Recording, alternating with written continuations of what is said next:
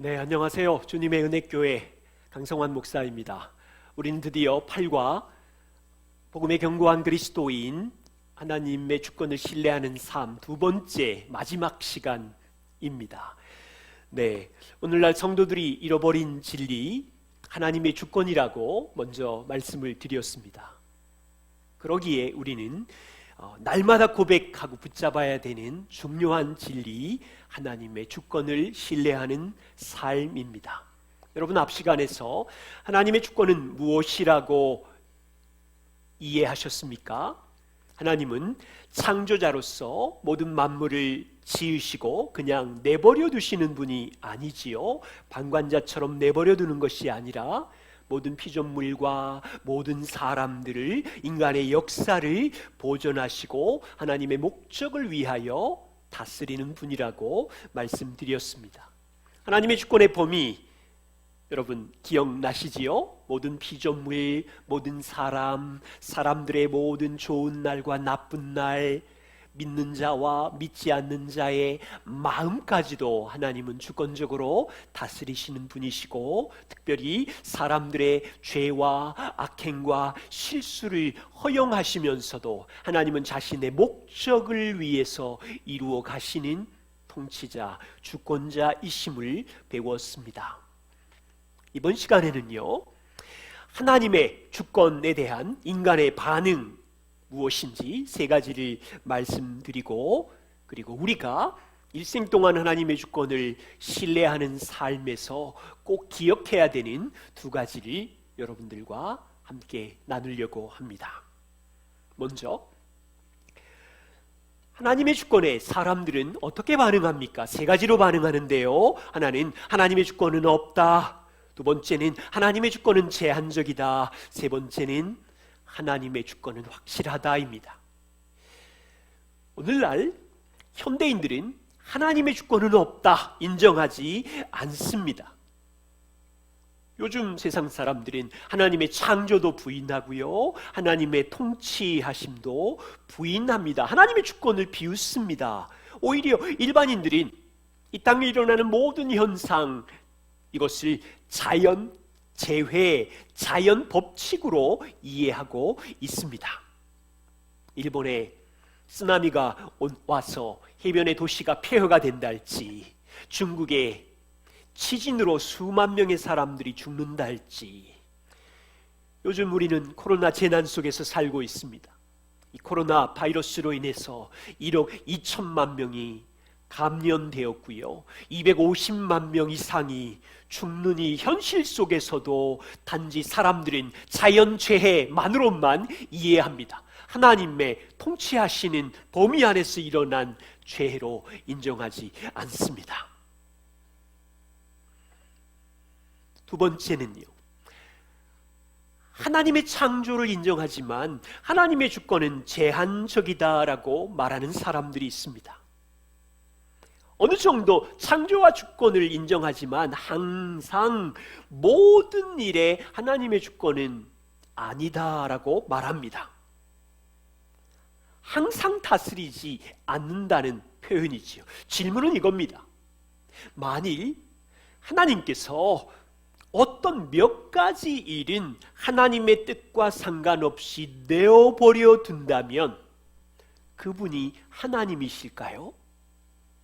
그분이 정말 전능함으로 이 땅을 다스리는 왕입니까?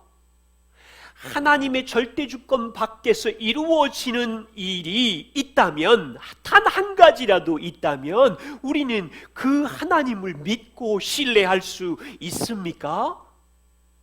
이것은요, 심각한 문제입니다.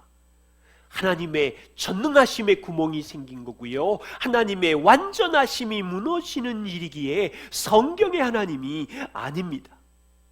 우리 이성으로는 이해가 되지 않지만 하나님의 주권을 제한적으로 믿는다면 하나님의 하나님 되심을 무시하는 일이 생기고요, 통치하시는 왕의 자리에서 하나님을 끌어내리게 되는 무서운 현상이 나타나게 됩니다. 세 번째 반응은요, 이성적으로 다 이해할 수 없지만 하나님은 모든 피조물들과 인간의 역사의 큰 일까지 다스리신다고 믿는 것입니다. 예수님이 이렇게 말씀하셨어요. 참새 2마리가 한 아사리온에 팔리는 것이 아니냐. 너희 아버지께서 허락하지 아니하시면 하나라도 떨어지지 아니하리니 두려워 말하라. 너희는 많은 참새보다 귀하니라. 예수님 말씀의 의미가 무엇입니까?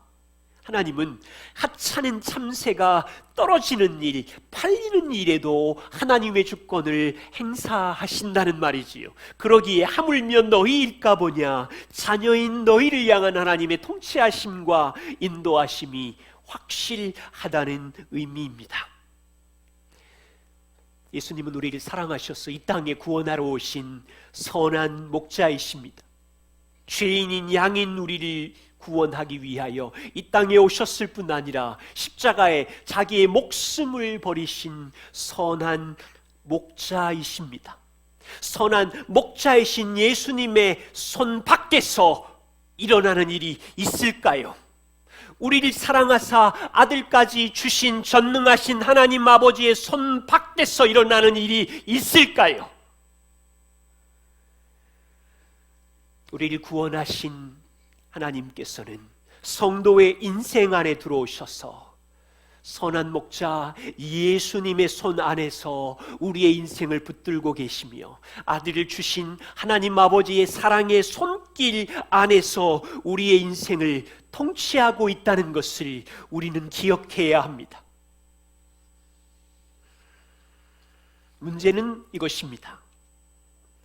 내 인생에 이해가 되지 않는 일들이 밀려올 때, 상황이 꼬일 때 우리에게는 두려움이 휩싸이고 감정의 소용돌이로 고통스러워할 때 우리는 하나님의 주권을 의심하며 하나님의 선하심과 사랑을 불평할 수 있습니다.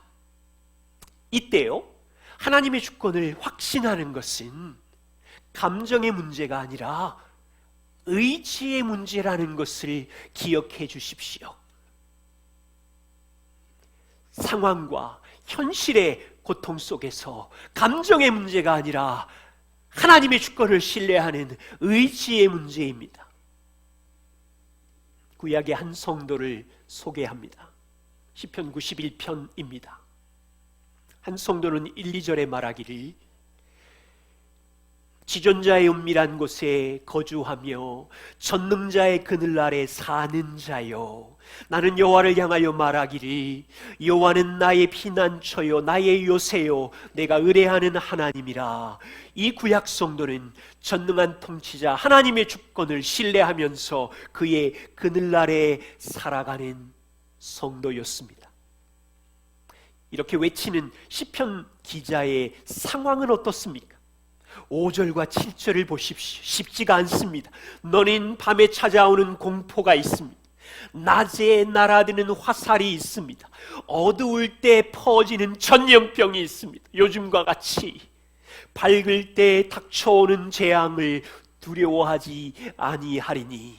상황이 이렇다는 거예요. 1000명이 왼쪽에서 10,000명이 오른쪽에서 엎드려지나 이 재앙이 내게 가까이 하지 못하리로다. 구약 성도의 삶은요, 사방이 고통입니다.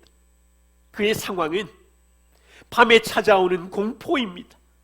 잠을 못 자요. 낮에 날아드는 공격하는 화살이 있습니다. 전염병과 재앙으로 인하여 셀 수 없는 공격이 있습니다. 이런 재앙 속에서 얼마나 이 시편 성도는 무서운 감정의 소용돌이 속에 빠져서 잠을 자지 못하며 고통스러웠을까요?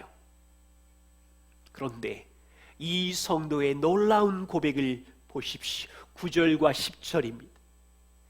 다시 주권자 하나님을 향하여 외칩니다.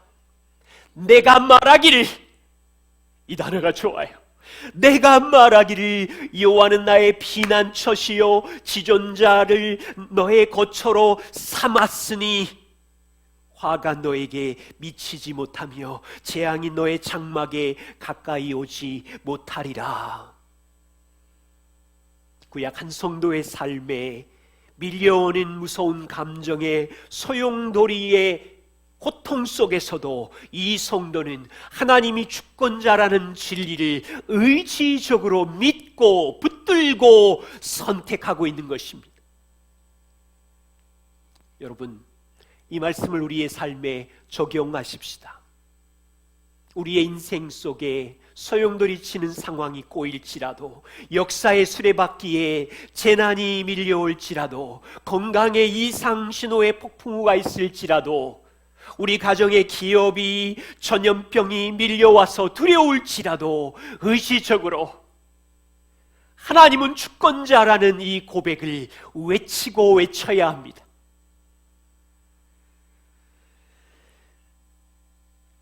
그렇다면요, 하나님의 주권을 신뢰하는 삶은 어떤 것입니까? 먼저 이 질문을 드리겠습니다. 여러분, 진실로 하나님의 아들 예수 그리스도의 십자가의 피로 우리를 구원하심을 믿으십니까? 그렇다면 확실한 진리는 이것입니다. 하나님의 아들의 피로 우리를 자녀 삼으신 하나님 아버지께서 우리를 내버려 두는 것이 아니라 하나님 아버지의 탁월한 지혜와 인자와 사랑 안에서 하나님의 구원을 목적을 이루기 위하여 항상 예외 없이 우리 인생을 다스린다는 진리입니다. 이 진리를 고백하는 성도는 두 가지 일을 합니다. 하나는 주권자 하나님이 이렇게 우리 안에 일하시기에 우리도 온 힘을 다하여 일하는 것이고, 두 번째는 하나님의 주권을 신뢰하면서 하나님이 우리에게 주신 역할이 무엇인지 이해하면서 온 힘을 기울이는 것입니다. 하나님께서 항상 예외 없이 주권적으로 돌보실 때 우리는 아무 책임이 없다는 말이 아닙니다. 오해하시면 안 됩니다. 우리는 우리 편에서의 역할, 최선을 다해서 100% 온 힘을 기울여야 합니다. 여기서요, 한 가지 생각할 것이 있어요. 성도들이 삶에서 자신의 죄의 책임과 잘못된 선택의 책임을 하나님의 주권에다가 넘기는 일을 하지 말아야 합니다. 학생들이요, 본인이 공부 안 하고 게을러서 시험 보고 시험에 낙방하고는 게으름의 죄를 변명하면서 하나님이 주권적으로 인도해 주셨어, 이렇게 말하면 안 되는 거지요. 자신이 고속도로에서 160km 이상 가속하고 사고가 나고 장애인이 된 다음에 하나님의 뜻이야 자기의 책임을 하나님의 주권에 넘기면 안 되지요. 자신이 건강을 돌보지 않고 술과 담배로 인생을 살아놓고 질병이 왔을 때 하나님의 주권의 책임에다가 넘기면 안 되지요. 자기의 선택의 책임이잖아요. 기억하셔야 합니다. 하나님은 결코 사람들에게 죄를 짓게 만드는 분이 아닙니다. 야고보 사도는 이렇게 말했어요. 사람이 시험을 받을 때에 내가 하나님께 시험을 받는다고 말하지 마십시오. 하나님은 악에게 시험을 받지도 않고 친히 사람을 죄 짓도록 만드는 분이 아닙니다. 하나님께서는 사람의 악행을 허용하시지만, 자신의 목적을 이루어 가시지만 사람에게 죄를 짓도록 만드는 분이 아니라는 뜻입니다.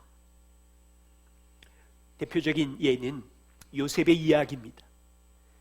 요셉의 형들이 동생을 노예로 판 죄는요, 하나님의 주권 아래에 일어난 일이고 이스라엘 백성을 구원하기 위한 하나님의 목적을 이루는 일이지만 동생을 미워하고 동생을 팔아버린 그 죄의 책임은 요셉의 형들에게 있습니다. 빌라도가 하나님의 아들 예수님을 십자가에 못 박은 죄는 하나님의 주권 아래 일어났고 우리의 구원을 위하여 하나님이 그 죄를 허용하셨지만 예수님을 십자가에 못 박도록 한 죄는 빌라도가 져야 합니다. 하나님의 주권을 신뢰하면서 우리의 책임을 다하려고 할 때 한 가지 예를 들겠습니다. 농사 짓는 농부 예화입니다. 한 농부가 있습니다. 농부로서 할 수 있는 일은 무엇입니까? 농부는 자기 힘을 다해서 씨를 뿌리고 밭을 갈고 비료를 주는 일 자기 힘으로 할 수 있지요. 밭에 나쁜 풀을 뽑는 일, 수확하는 일 자기 힘으로 할 수 있지요. 자기가 배운 영농 기술과 경험을 바탕으로 모든 일에 최선을 다해서 자기가 할 수 있는 일이 있습니다. 그런데 농부가 할 수 없는 일이 있습니다. 농작물을 자라게 하는 적당한 햇볕과 기후 조절 농부가 할 수 없지요. 식물을 자라게 하는 일 농부가 할 수 없지요. 오직 하나님만 하실 수 있는 일입니다. 자, 농부는 어떻게 해야 합니까?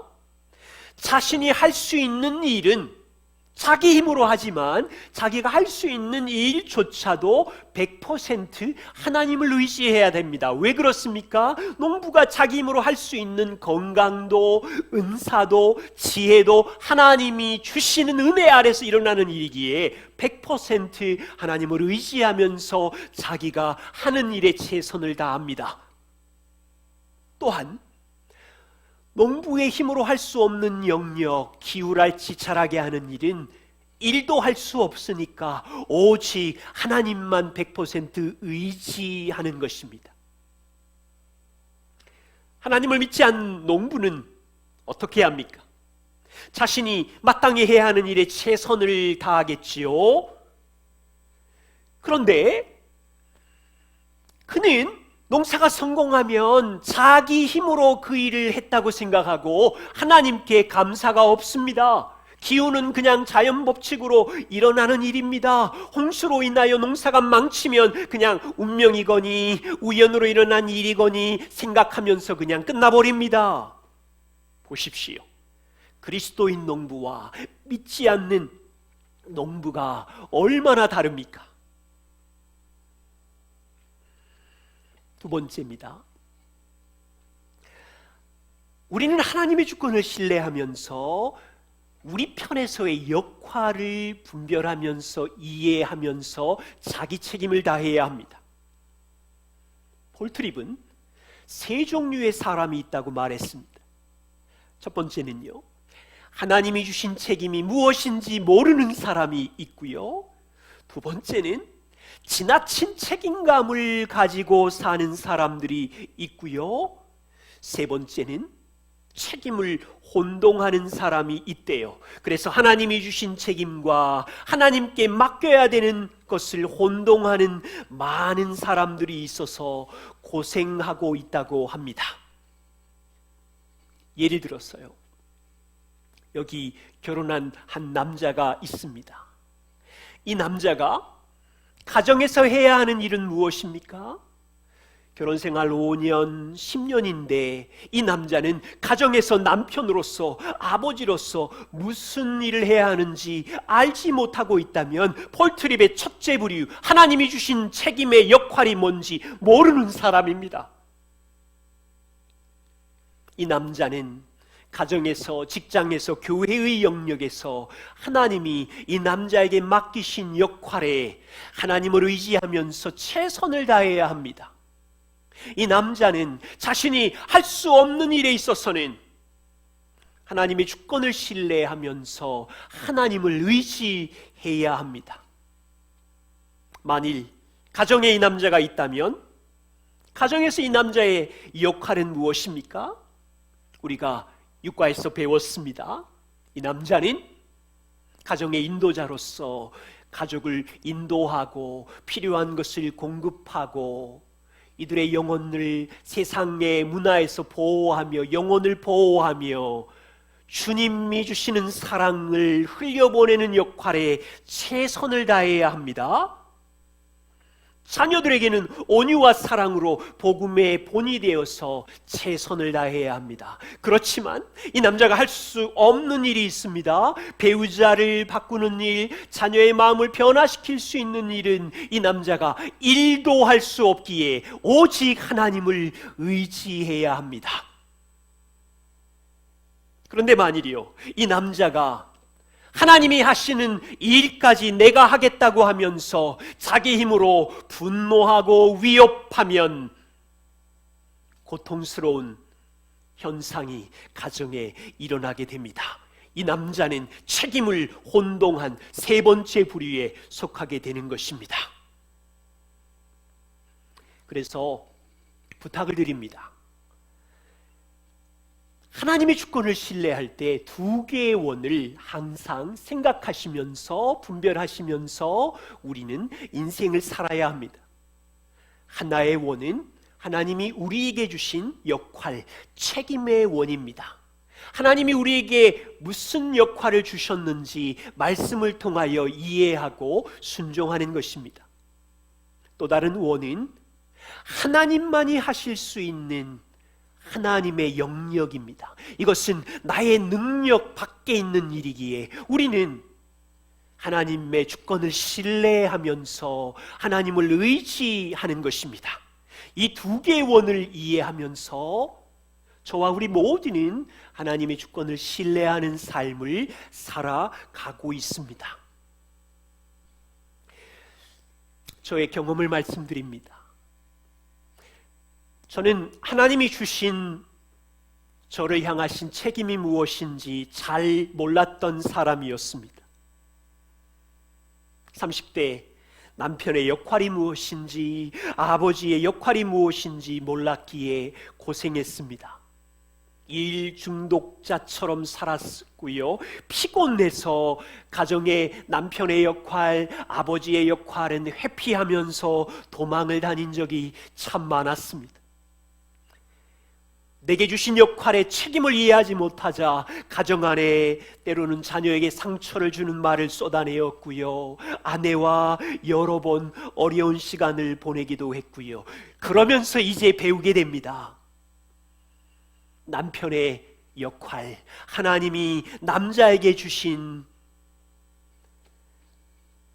가정을 인도하고 보호하고 공급하고 사랑하는 역할에 최선을 다해야 된다는 것을 배워가면서 내가 할 수 없는 일 있잖아요. 아내를 변화시키는 일, 자녀를 변화시키는 일은 내가 전혀 할 수 없으니까 일하다가 또 고통을 당할 때도 있었지만 이 일은 하나님을 신뢰하면서 맡기면서 배워가는 인생을 걸어왔습니다.